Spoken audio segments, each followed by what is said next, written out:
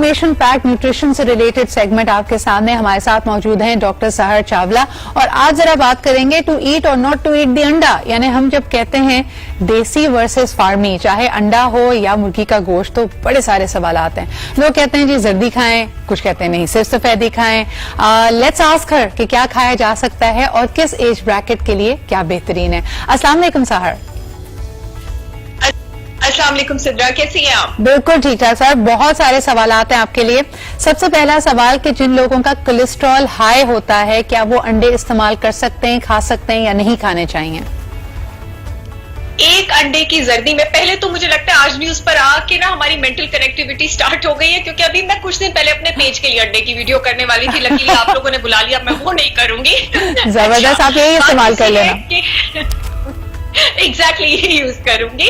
Anyways, बात यह है कि हमारे पास एक अंडे की जर्दी में 185 मिलीग्राम पर डेसीलीटर कोलेस्ट्रॉल होता है, जो कि हमारे जिस्म में कोलेस्ट्रॉल बढ़ाता है। लेकिन कौन सा अच्छे वाला कोलेस्ट्रॉल हमारे जिस्म में बढ़ाता है, यानी एचडीएल कोलेस्ट्रॉल हमारे जिस्म में बढ़ाता है। 2 अंडे की जर्दियां डेली हर एक के लिए सेफ है। मैं ये बात ऑन एयर कह रही हूं, जितने भी हार्ट पेशेंट्स हैं, जितने भी हाइपरटेंशन के पेशेंट्स हैं, जितने भी स्ट्रोक के पेशेंट्स हैं, वो रोज 2 अंडे की जर्दियां, 2 होल अंडे खाते हैं, तो ये उनके लिए हेल्दी है, ये उनके लिए बहुत अच्छा है। You can quote me anywhere. आपके पास जितने भी हार्ट हेल्दी न्यूट्रिएंट्स हैं वो आपके पास अंडे की जर्दी में होते हैं। और आपके पास खास करके डायबिटिक्स जो है वो खाली अंडे की सफेदी का ऑमलेट बनाते हैं, जी नहीं। एक चीज होती है इंसुलिन इंडेक्स, यानी कौन सा खाना खाने के बाद आपकी बॉडी का इंसुलिन और ग्लूकोज कितनी तेजी से स्पाइक करता है। अगर आप होल एग खाते हैं तो आपका ग्लूकोज उतनी तेजी से स्पाइक नहीं करता। अगर आप खाली प्रोटीन खाते हैं तो वो इंसुलिन इंडेक्स पे ज्यादा हाई है।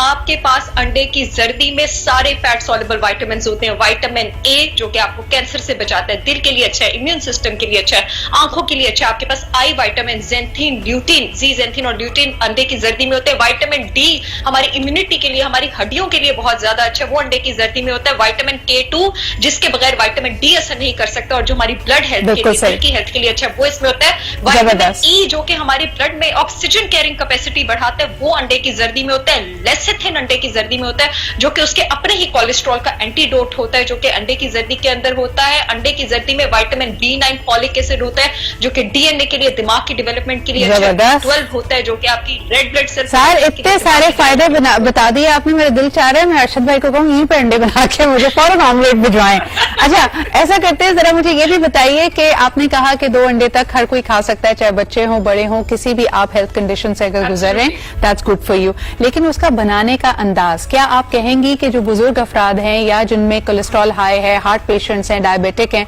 वो उबले हुए अंडे ही खाएं या वो भी फ्राइड एग्स, ऑमलेट्स वगैरह सब खा सकते हैं?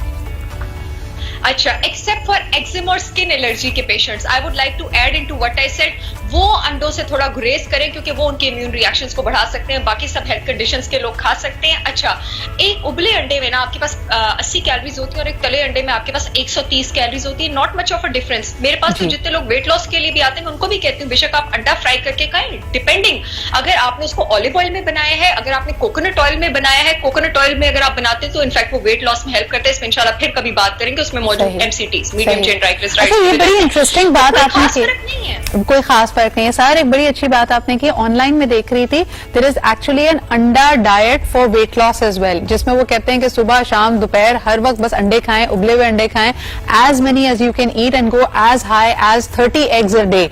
ये सही फॉर्मूला है या आप इसकी नफी करेंगी? सिद्रा, मैं इन डाइट्स के बहुत अगेंस्ट हूँ, मैं कीटो के अगेंस्ट हूँ। ऑन एयर मैं हमेशा बैठ के बोलती हूँ, मैं ये खाली दूध पीने वाली, खाली अंडा खाने वाली, मैं इस डाइट के अगेंस्ट हूँ। मैं इंटरमिटेंट फास्टिंग के हक में बोलती हूँ और बैलेंस डाइट। आप फाइबर के बगैर दिन कैसे गुजार सकते हैं? अंडा is the best quality protein you can put on your table. इसमें 9 के 9 एसेंशियल अमाइनो एसिड्स होते हैं, इसलिए इसको कंप्लीट प्रोटीन कहा जाता है। लेकिन आपने फाइबर लेना है अपने हाजमे को अच्छा रखने के लिए, अपनी आंतों से टॉक्सिन्स निकालने के लिए, अपने ब्लड कोलेस्ट्रॉल को at the same time control में रखने के लिए और अपनी हंगर सप्रेस करने के लिए। तो ये 30 अंडों वाली या सुबह शाम, मैं आपके मीडियम के थ्रू ये भी सबको कहना चाहूंगी, एक ही चीज खाने वाली डाइट बिल्कुल खतरनाक होती है, ये आपने नहीं करनी है। अंडे का कंज्यूम करने का बेस्ट टाइम है अपने नाश्ते में इसको कंज्यूम करें, क्योंकि इसमें ग्लूटाथायोन होता है, आपके पूरे दिन की शुगर क्रेविंग्स और प्रोटीन वो स्वीट क्रेविंग्स जो है ये उसको भी रिड्यूस कर देता है। तो नाश्ते में जिस फॉर्म में प्रोटीन शामिल होनी चाहिए वो आपके पास बेशक अंडा होना चाहिए। एब्सोल्युटली। अच्छा जी, नेक्स्ट सवाल आ गया चिकन के हवाले से। बहुत सारी इसके अंदर क्वेश्चंस हैं। सारे लोग कहते कहते हैं कि chicken is actually not good quality meat, इसमें हार्मोन्स होते हैं, खासतौर पर चिकन विंग्स ना खाया करें। जो मुर्गी या चिकन को चूजे को इंजेक्शन लगाया जाता है वो उसकी विंग्स में ही होता है। It can cause infertility, PCOS, बहुत सारी इसके हवाले से लोगों की बातचीत होती है। क्या कहेंगी, is chicken a good source of protein और नॉट, या इसको अवॉइड करना चाहिए? 1940 से लेके 1970 तक एक रिसर्च की गई थी जिसमें खवातीन को एक मेडिसिन दी गई थी, मैं तमहीद बांध रही हूँ और आपको भी समझ आ जाएगी कि क्यों, डाइथाइलस्टिल्बिस्ट्रोल। ठीक है, बाद में इसके इफेक्ट सामने आए कि उन्होंने उनको थायराइड और उनके हार्मोन्स को अफेक्ट किया और मिसकैरेजेस इसने बहुत ज्यादा किए, अबॉर्शंस, अनवांटेड अबॉर्शंस बहुत ज्यादा कराई।